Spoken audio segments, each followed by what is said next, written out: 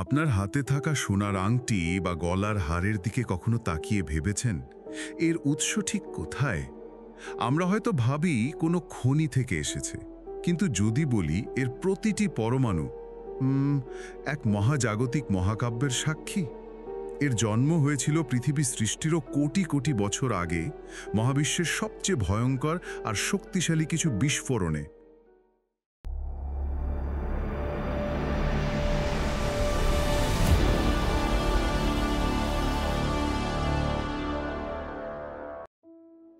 এই যে সোনা, এর সৃষ্টি কিন্তু পৃথিবীতে হয়নি। এর জন্ম হয়েছে বলা যায় তারাদের কারখানায়। বিজ্ঞানীরা মূলত দুটি প্রধান প্রক্রিয়ার কথা বলেন। প্রথমটা হলো সুপারনোভা, যখন আমাদের সূর্যের চেয়ে অনেক অনেক বড় কোনো নক্ষত্রের জ্বালানি ফুরিয়ে যায়, তখন সেটা নিজের মাধ্যাকর্ষণের চাপে ভেঙে পড়ে আর প্রচণ্ড শব্দে বিস্ফোরিত হয়। এই বিস্ফোরণের চরম তাপ আর চাপে লোহা বা নিকেলের মতো মৌল থেকে সোনা, রূপা বা প্ল্যাটিনামের মতো ভারী মৌল তৈরি হয়। সুপারনোভার ধারণাটা তো আমরা অনেকদিন ধরে শুনছি, কিন্তু সম্প্রতি কি বিজ্ঞানীরা আরও নির্দিষ্ট কোনো ঘটনার কথা বলছেন যা সোনা তৈরির জন্য আরও বেশি গুরুত্বপূর্ণ? অবশ্যই, আর সেটাই এখন সবচেয়ে গ্রহণযোগ্য তত্ত্ব। একে বলা হয় কিলোনোভা। কিলোনোভা? হ্যাঁ, এটা ঘটে যখন দুটি নিউট্রন তারা দ্রুত মৃত নক্ষত্রের অতি ঘন অবশেষ একে অপরকে কেন্দ্র করে ঘুরতে ঘুরতে সর্পিল গতিতে ধাক্কা খায়। ও আচ্ছা। হ্যাঁ, এই সংঘর্ষ এতটাই শক্তিশালী যে এটি মহাবিশ্বের স্থানকালকেও বাঁকিয়ে দেয়। হ্যাঁ, আর এই সংঘর্ষের সময়ই বিপুল পরিমাণে সোনা, প্লাটিনাম আর ইউরেনিয়ামের মতো ভারী মৌল তৈরি হয়ে মহাকাশে ছড়িয়ে পড়ে। তার মানে এই তথ্যটা আর শুধু কাগজে কলমে নেই।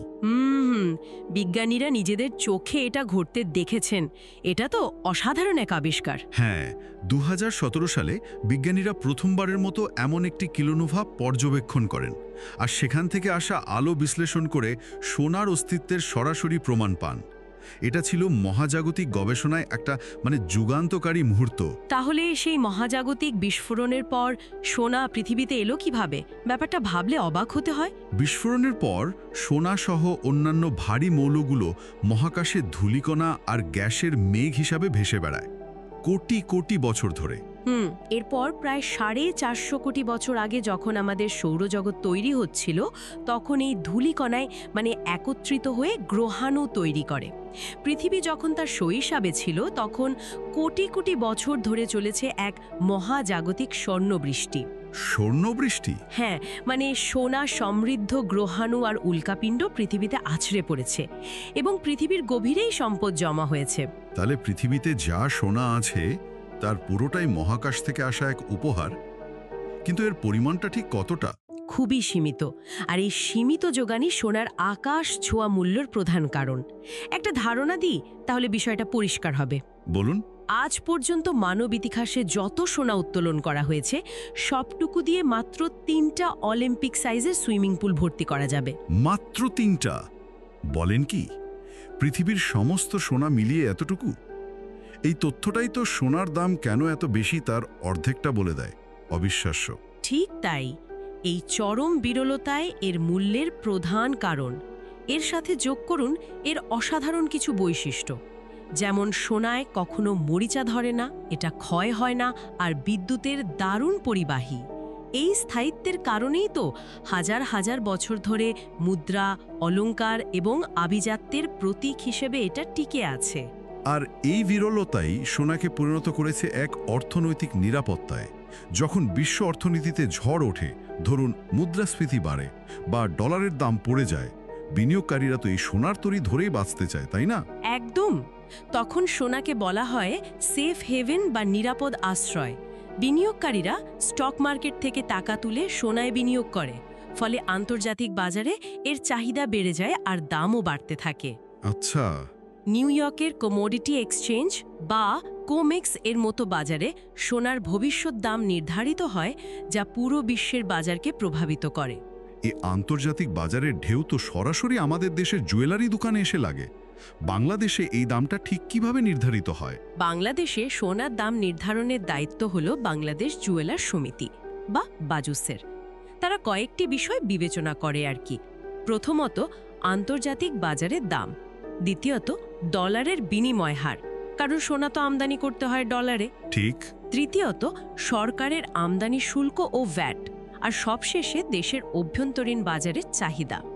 এই সব কিছু মিলিয়ে তারা একটা নতুন দাম ঘোষণা করে। যেমনটা আমরা সম্প্রতি দেখছি, 2022 সালের তুলনায় 2025 সালে এসে 22 ক্যারেট সোনার দাম প্রায় দ্বিগুণ হয়ে ভরপ্রতি 2,18,000 টাকার কাছাকাছি পৌঁছেছে।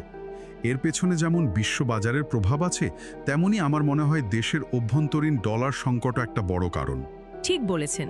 তবে বাংলাদেশে সোনা কিন্তু শুধু বিনিয়োগ বা নিরাপদ আশ্রয় নয়, এটা আমাদের সংস্কৃতি আর সামাজিক মর্যাদার সঙ্গে ওতপ্রোতভাবে জড়িয়ে আছে। তা তো বটে। বিয়ের কনে সাজ থেকে শুরু করে শিশুর অন্নপ্রাশন বা যে কোনো ধর্মীয় উৎসব, সোনা আমাদের সংস্কৃতির ধাগে ধাগে মিশে আছে। এটা শুধু অলংকার নয়, পরিবারের ঐতিহ্য ও ভালোবাসার প্রতীক। অসাধারণ। তাহলে যে সোনার জন্ম নক্ষত্রের ভয়ঙ্কর মৃত্যুতে সেটাই পৃথিবীতে এসে হয়ে উঠেছে সৃষ্টি আর স্থায়িত্বের প্রতীক। মহাবিশ্বের ধ্বংস আর মানব সভ্যতার নির্মাণের মধ্যে কি আশ্চর্য এক সংযোগ। সবশেষে একটা প্রশ্ন রেখে যাই, কেমন? অবশ্যই। যে মৌলটি নক্ষত্রের ধ্বংসস্তূপ থেকে জন্মেছে, তা আজ মানব সভ্যতার সবচেয়ে কাঙ্ক্ষিত বস্তু। ভাবুন তো একবার, যখন পৃথিবীর খনিগুলো একদিন শূন্য হয়ে যাবে, তখন কি আমরা নতুন সোনার সন্ধানে গ্রহাণুতে পাড়ি জমাবো, নাকি ততদিনে মানুষ এমন কিছু আবিষ্কার করবে যা সোনার চেয়েও মূল্যবান? এই প্রশ্নটা না হয় আজ তোলাই থাক ভাবার জন্য। আজকের মতো এখানে শেষ করছি। ধন্যবাদ। ধন্যবাদ।